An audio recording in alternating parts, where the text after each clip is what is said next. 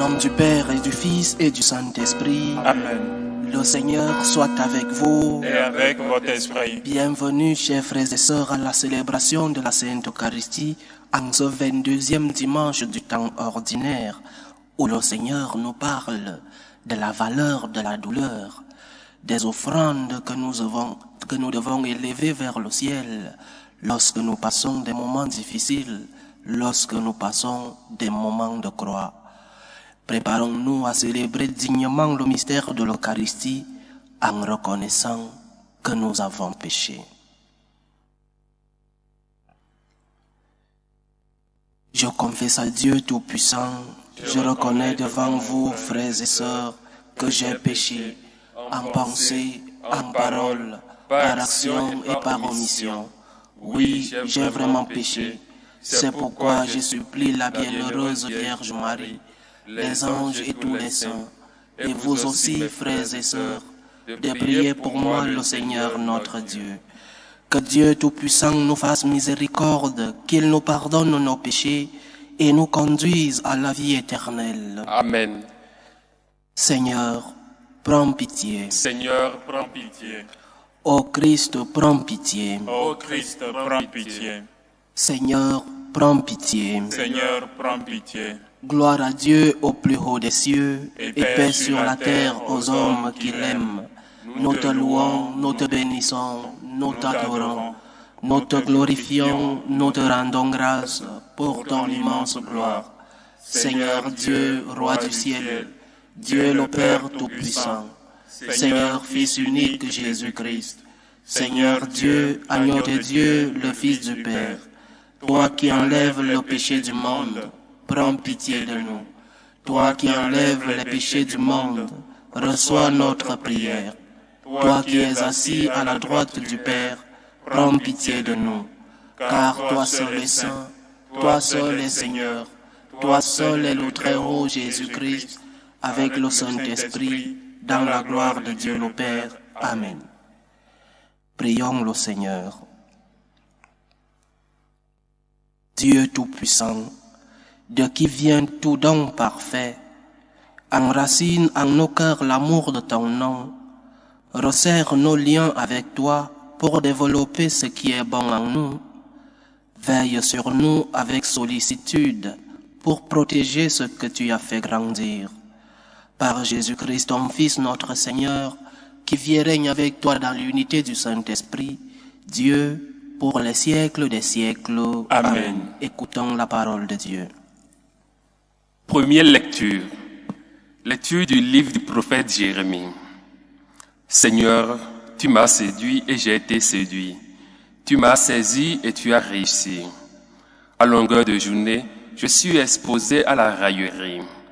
Tout le monde se moque de moi. Chaque fois que j'ai à dire la parole, je dois crier, je dois proclamer.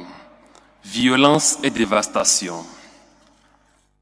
À longueur de journée, la parole du Seigneur attire sur moi l'insulte et la moquerie. Je me disais, je ne penserai plus à lui. Je ne parlerai plus en son nom. Mais elle était comme un feu brûlant dans mon cœur. Elle était enfermée dans mes os. Je m'épuisais à la maîtriser sans y réussir. Parole du Seigneur. Nous rendons grâce à Dieu. Mon âme a soif de toi, Seigneur, mon Dieu. Mon âme a soif de toi, Seigneur, mon Dieu. Dieu, tu es mon Dieu. Je te cherche dès l'aube. Mon âme a soif de toi. Après toi languit ma chair. Terre aride, altérée sans eau. Mon âme a soif de toi, Seigneur, mon Dieu. Je t'ai contemplé au sanctuaire. J'ai vu ta force et ta gloire. Ton amour vaut mieux que la vie. Tu seras la louange de mes lèvres. Mon âme a soif de toi, Seigneur, mon Dieu. Toute ma vie, je vais te bénir. Levez les mains en évoquant ton nom. Comme par un festin, je serai rassasié. La joie sur les lèvres, je dirai ta louange. Mon âme a soif de toi, Seigneur, mon Dieu. Oui, tu es venu à mon secours. Je crie de joie à l'ombre de tes ailes. Mon âme s'attache à toi, ta main droite me soutient. Mon âme a soif de toi, Seigneur, mon Dieu. Lecture de la lettre de Saint Paul apôtre aux Romains. Je vous exhorte, frères, par la tendresse de Dieu, à lui présenter votre corps, votre personne tout entière en sacrifice vivant, saint, capable de plaire à Dieu. C'est là, pour vous, la juste manière de lui rendre un culte. Ne prenez pas pour modèle le monde présent, mais transformez-vous en renouvelant votre façon de penser pour discerner quelle est la volonté de Dieu. Ce qui est bon, ce qui est capable de lui plaire, ce qui est parfait. Parole du Seigneur. Nous rendons grâce à Dieu. Alléluia, alléluia, alléluia. Alléluia, alléluia, alléluia. Que le Père de notre Seigneur Jésus-Christ ouvre à sa lumière les yeux de notre cœur pour que nous percevions l'espérance que nous donne son appel. Alléluia, alléluia, alléluia. Le Seigneur soit avec vous. Et avec votre esprit. Évangile de Jésus-Christ selon saint Matthieu. Gloire à toi, Seigneur. En ce temps-là, Jésus commença à montrer à ses disciples qu'il lui fallait partir pour Jérusalem, souffrir beaucoup de la part des anciens, des grands prêtres et des scribes, être tué et le troisième jour ressuscité. Pierre, le prenant à part, se mit à lui faire de vifs reproches. « Dieu t'en garde, Seigneur, cela ne t'arrivera pas. » Mais lui, se retournant, dit à Pierre, « Passe derrière moi, Satan, tu es pour moi une occasion de chute. Tes pensées ne sont pas celles de Dieu, mais celles des hommes. » Alors Jésus dit à ses disciples, « Si quelqu'un veut marcher à ma suite, qu'il renonce à lui-même, qu'il prenne sa croix et qu'il me suive. Car celui qui veut sauver sa vie la perdra. Mais qui perd sa vie à cause de moi, la trouvera. Quel avantage en effet un homme aura-t-il à gagner le monde entier si c'est au prix de sa vie? Et que pourra-t-il donner en échange de sa vie? Car le Fils de l'homme va venir avec ses anges dans la gloire de son Père. Alors il rendra à chacun selon sa conduite. » Acclamons la parole de Dieu. Louange à toi, Seigneur Jésus. Si l'Église avait comme don extraordinaire un don que le Seigneur lui fait, si l'Église avait comme don la possibilité de finir avec toute souffrance, si les paroisses avaient un produit gratuit, ou du moins un produit moins cher, qu'on partage aux fidèles, un produit qui guérit toutes les maladies, un produit qui nous donne le contrôle sur l'économie mondiale pour distribuer équitablement les richesses du monde. Si l'Église avait cette baguette magique qui fait disparaître toute souffrance, si l'Église avait ce pouvoir, celui de finir avec la souffrance et ses multiples variétés, que personne ne meure, que personne ne tombe malade, que personne ne soit pauvre. Si l'Église avait tout cela, alors cette parole de Jésus ne serait plus nécessaire parce qu'il n'y aurait plus de souffrance dans le monde. Mais la réalité est autre. Il est évident que l'Église n'a pas ce pouvoir. Ni l'Église, ni personne n'a ce pouvoir. Qu'est-ce que Jésus veut nous dire avec ce reproche qu'il fait à Saint Pierre? Passe derrière moi, Satan. Jésus est en train de parler de sa souffrance. Il est en train de parler, d'annoncer sa passion. Mais avec une intention d'amour, avec une intention d'affection, Saint Pierre veut faire éloigner cette souffrance à notre Seigneur. Qu'est-ce que Jésus veut nous dire? Qu'est-ce qu'il a fait? Qu'est-ce qu'il veut que nous fassions à travers son comportement et ses enseignements? Et pourquoi? Il y a quelques années, je lisais une œuvre d'un écrivain français, Léon Blum, un écrivain à son temps politiquement incorrect. Il était un catholique pratiquant très radical. Il disait qu'il reprochait à l'Église d'avoir rendu les pauvres plus pauvres encore. Je n'ai pas compris cette phrase la première fois que je l'ai lue. Comment ça l'Église rend les pauvres plus pauvres que ce qu'ils ne sont? Cette phrase m'a paru injuste quand je l'ai lue pour la première fois. L'Église n'appauvrit pas les pauvres. Au contraire, depuis son origine, il faut lire les Actes des Apôtres. L'Église s'est consacrée depuis ses origines à aider les pauvres. Et pourquoi Léon Blum, lui, un catholique, disait-il cela?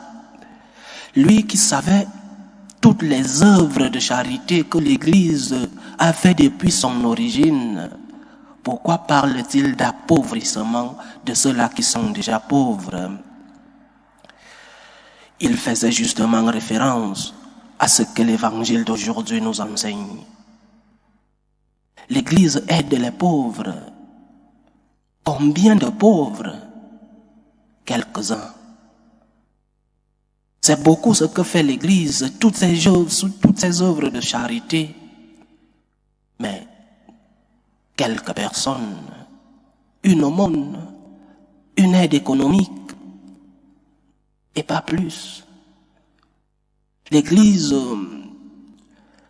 ne peut pas donner à manger à tous les affamés du monde. L'Église ne peut pas résoudre tous les problèmes du monde. Ce qu'elle fait déjà, c'est plus que personne, il faut l'avouer. Mais l'Église doit faire autre chose.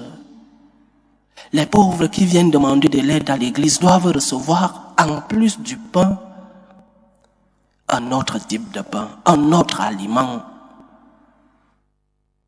Parce que l'aide que nous donnons pour le corps, c'est une aide ponctuelle, pour un moment, bien, et aussi pour quelques-uns. Parce que l'Église, je répète, ne peut pas résoudre tous les problèmes du monde. Il y a une autre question. Il faut enseigner aux fidèles, il faut enseigner aux pauvres. À quoi sert la souffrance? C'est ce que le Christ a voulu nous transmettre dans l'enseignement d'aujourd'hui. La souffrance a un sens. La souffrance a une valeur. Cela ne veut pas dire, cela ne signifie pas que le Christ ne soulageait pas ceux-là qui allaient lui demander de l'aide. Les évangiles sont remplis de la compassion du Christ pour ceux-là qui venaient à lui. Combien de fois il a guéri les malades? Combien de fois il a donné à manger à ceux-là qui en avaient besoin? Combien de fois il a ressuscité des morts? Mais le Christ n'a pas donné à manger à tous les affamés d'Israël, ni à tous les affamés du monde. Le Christ n'a pas guéri tous les malades d'Israël. Le Christ n'a pas ressuscité tous les morts de son époque. Le Christ est venu enseigner autre chose. Il est venu, en plus du pain dont nous avons besoin, du pain physique, du pain corporel, il est venu nous enseigner autre chose. La souffrance a une valeur. La souffrance a un sens. Par ta souffrance, tu peux collaborer à la rédemption du monde. Mais d'abord, il faut l'accepter. Il faut accepter sa souffrance sans se plaindre. Et je répète, si tu es malade, il faut aller à l'hôpital. Si tu souffres, il faut chercher des moyens. Le catholique n'est pas un masochiste qui adore souffrir. Je sais que aucun homme normal n'aime souffrir, personne n'aime la souffrance. Mais il y a des souffrances inévitables dans la vie.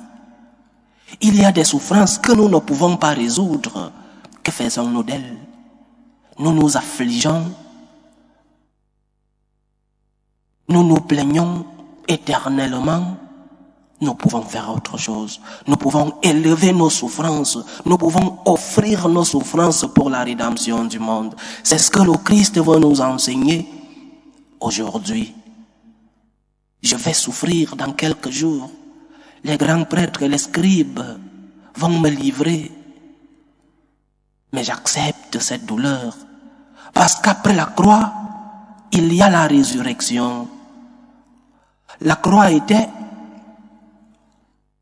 un moyen horrible de punition, mais le Christ transforme la douleur, transforme la croix en un moyen de rédemption.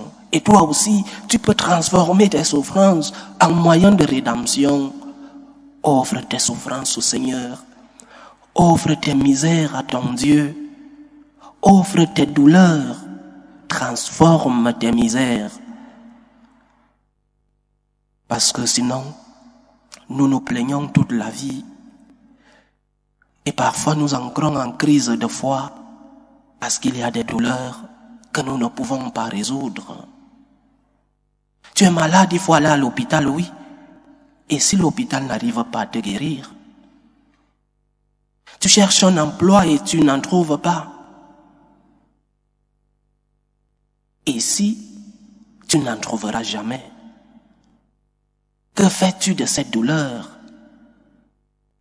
Le Seigneur nous enseigne que nous pouvons être des co-rédempteurs quand nous acceptons et quand nous offrons nos douleurs, Seigneur. J'ai peur, Seigneur. Je souffre, Seigneur. Aide-moi, mon Dieu. Mais j'accepte ma douleur par amour pour toi, parce que tu as accepté la croix pour l'humanité, la croix pour nos péchés.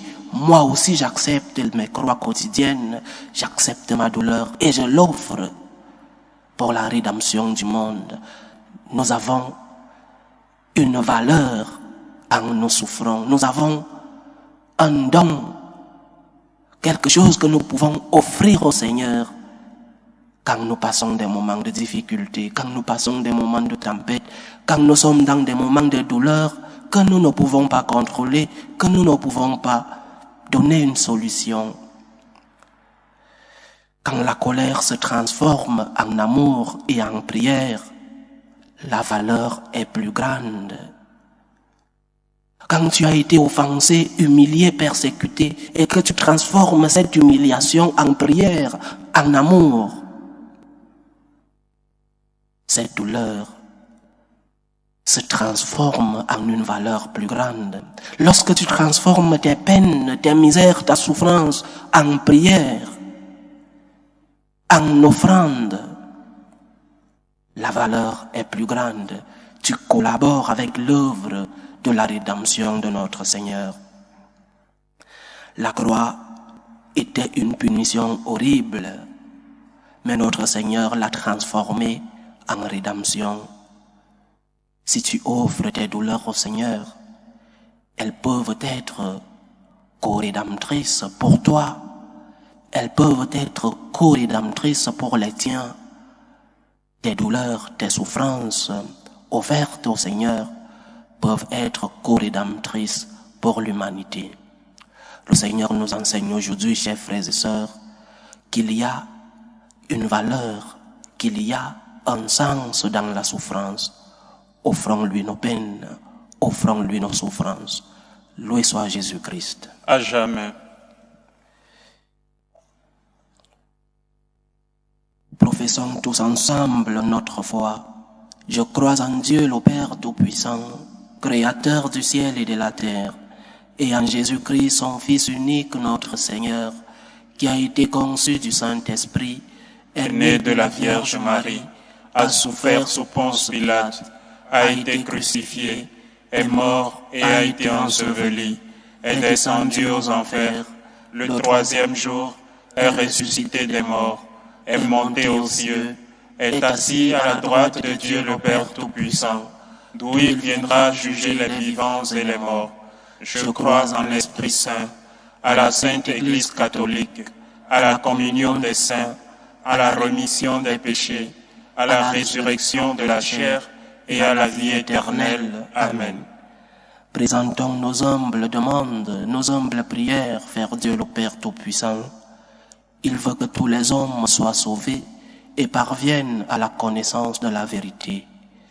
Pour la Sainte Église de Dieu, pour le Saint-Père, pour son voyage en Mongolie, pour que ce voyage puisse porter des fruits, prions le Seigneur. Seigneur, écoute et prends pitié. Prions le Seigneur pour la paix dans le monde, pour la paix dans nos familles, pour que cesse tout germe de violence, toutes les tensions, toutes les guerres entre les peuples. Prions le Seigneur. Seigneur, écoute et prends pitié. Prions le Seigneur pour les vocations dans la vie consacrée, dans la vie sacerdotale. Lui qui est le maître de la moisson, pour qu'il envoie des ouvriers dans sa vigne. Prions le Seigneur. Seigneur, écoute et prends pitié. Prions le Seigneur pour tous ceux-là qui vivent des moments de détresse, surtout pour les malades, pour tous ces malades qui nous demandent des prières, pour les malades de nos familles, pour tous ces jeunes à la recherche d'un emploi, pour que le Seigneur lui-même soit leur réconfort. Prions le Seigneur. Seigneur, écoute et prends pitié. Pour nous tous ici rassemblés, pour tous ceux qui nous suivent à travers ce canal, pour que le Seigneur nous aide à lui offrir nos misères, nos peines, nos douleurs, pour que nous puissions transformer nos croix en rédemption. Prions le Seigneur. Seigneur, écoute et prends pitié. Écoute et prends pitié, Seigneur. Reçois les supplications que ton peuple te présente avec foi. Daigne les exaucer selon ta volonté. Toi qui vis et règnes pour les siècles des siècles. Amen. Amen.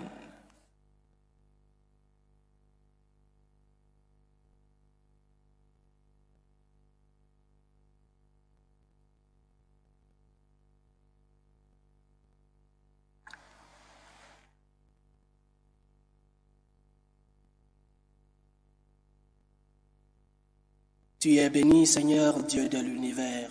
Nous avons reçu de ta bonté le pain que nous te présentons, fruit de la terre et du travail des hommes. Il deviendra pour nous le pain de la vie. Béni soit Dieu maintenant et toujours. Tu es béni, Seigneur Dieu de l'univers.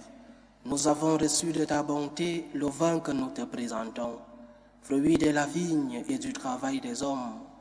Il deviendra pour nous le vin du royaume éternel. Béni soit Dieu maintenant et toujours.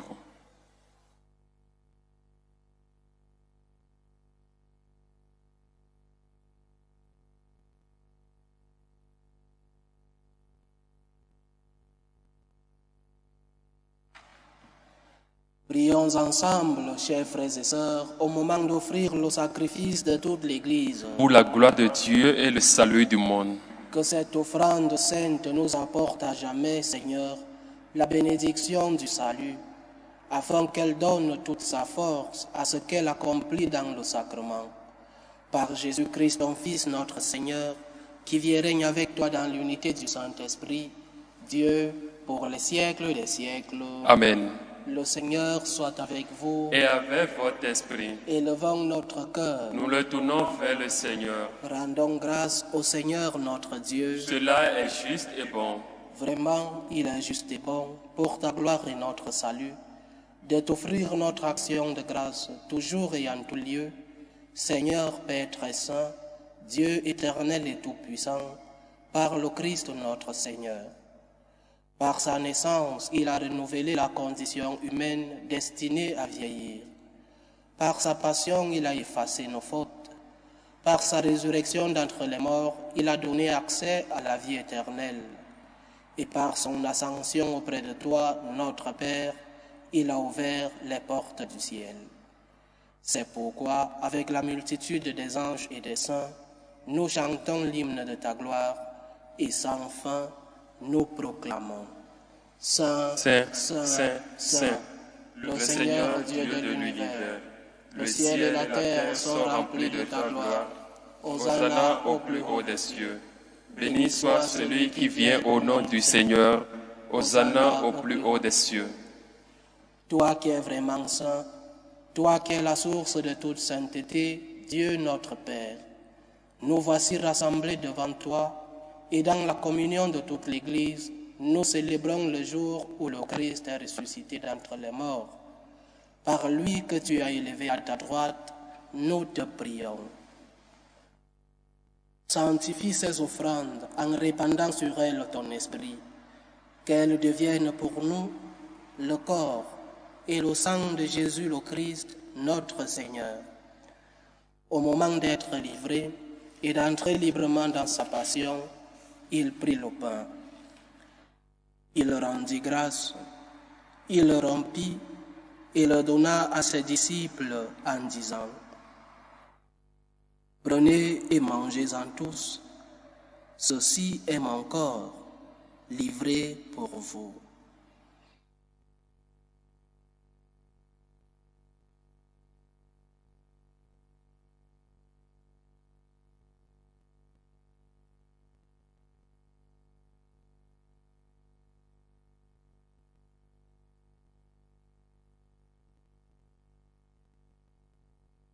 De même, après le repas, il prit la coupe. De nouveau, il rendit grâce et la donna à ses disciples en disant: Prenez et buvez-en tous, car ceci est la coupe de mon sang, le sang de l'alliance nouvelle et éternelle, qui sera versé pour vous et pour la multitude en rémission des péchés. Vous ferez cela en mémoire de moi.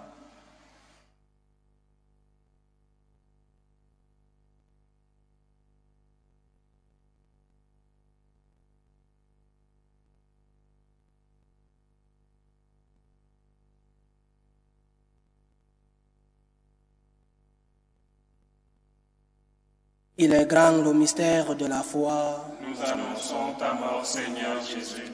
Nous proclamons ta résurrection. Nous attendons ta venue dans la gloire.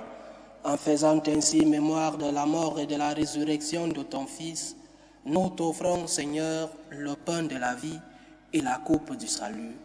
Et nous te rendons grâce, car tu nous as estimés dignes de nous tenir devant toi pour te servir. Humblement, nous te demandons qu'en n'ayant part au corps et au sang du Christ, nous soyons rassemblés par l'Esprit Saint en un seul corps. Souviens-toi, Seigneur, de ton Église répandue à travers le monde. Fais-la grandir dans ta charité, en union avec le pape François, notre évêque José et tous ceux qui ont la charge de ton peuple. Souviens-toi aussi de nos frères et sœurs qui se sont endormis dans l'espérance de la résurrection et de tous les hommes qui ont quitté cette vie. Reçois-les dans ta lumière auprès de toi. Sur nous tous, enfin, nous implorons ta bonté. Permets qu'avec la Vierge Marie, la bienheureuse Mère de Dieu, avec Saint Joseph son époux, les apôtres et tous les saints qui ont fait ta joie au long des âges, nous ayons part à la vie éternelle et que nous chantions ta louange et ta gloire par ton Fils Jésus le Christ. Par lui, avec lui et en lui, à toi, Dieu le Père Tout-Puissant, dans l'unité du Saint-Esprit, tout honneur et toute gloire pour les siècles des siècles. Amen. Comme nous l'avons appris du Sauveur, et selon son commandement, nous osons dire: Notre Père qui es aux cieux, que ton nom soit sanctifié, que ton règne vienne, que ta volonté soit faite sur la terre comme au ciel. Donne-nous aujourd'hui notre pain de ce jour. Pardonne-nous nos offenses, comme nous pardonnons aussi à ceux qui nous ont offensés. Et ne nous laisse pas entrer en tentation, mais délivre-nous du mal. Délivre-nous de tout mal, Seigneur, et donne la paix à notre temps. Soutenus par ta miséricorde, nous serons libérés de tout péché, à l'abri de toute épreuve. Nous qui attendons que se réalise cette bienheureuse espérance, l'avènement de Jésus-Christ, notre Sauveur. Car c'est à toi qu'appartiennent Le règne, la puissance et la gloire pour les siècles des siècles. Seigneur Jésus-Christ, tu as dit à tes apôtres, « Je vous laisse la paix, je vous donne ma paix. » Ne regarde pas nos péchés, mais la foi de ton Église. Pour que ta volonté s'accomplisse, donne-lui toujours cette paix et conduis-la vers l'unité parfaite. Toi qui vis et règnes pour les siècles des siècles. Amen. Que la paix du Seigneur soit toujours avec vous. Et avec votre esprit. Dans la charité du Christ, donnez-vous la paix.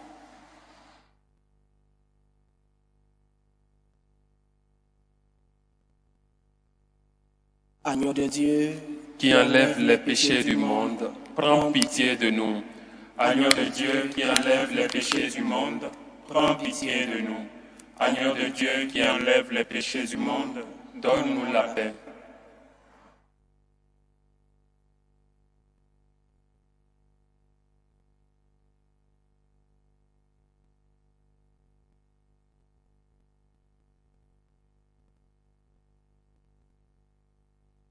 voici l'agneau de Dieu, voici celui qui enlève les péchés du monde.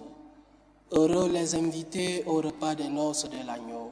Seigneur, je ne suis pas digne de te recevoir, mais dis seulement une parole et je serai guéri. Que le corps et le sang du Christ nous gardent pour la vie éternelle. Amen.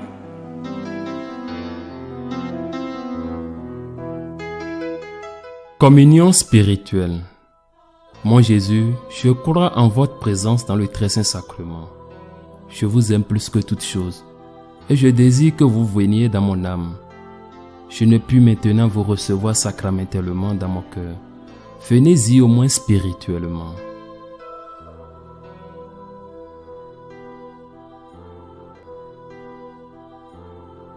Je vous embrasse comme si vous étiez déjà venu, et je m'unis à vous tout entier. Ne permettez pas que j'aie jamais le malheur de me séparer de vous. Amen.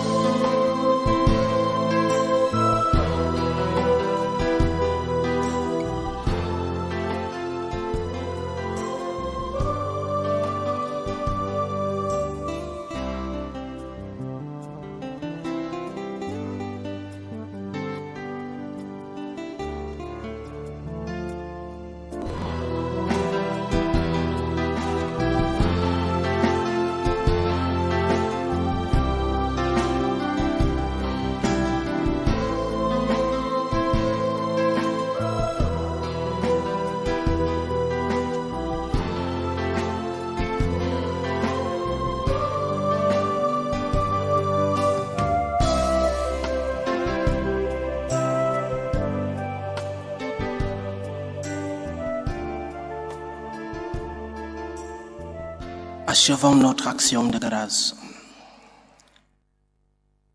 Rassasiés par le pain de la vie, nous te prions, Seigneur, que cette nourriture fortifie l'amour en nos cœurs et nous incite à te servir dans nos frères.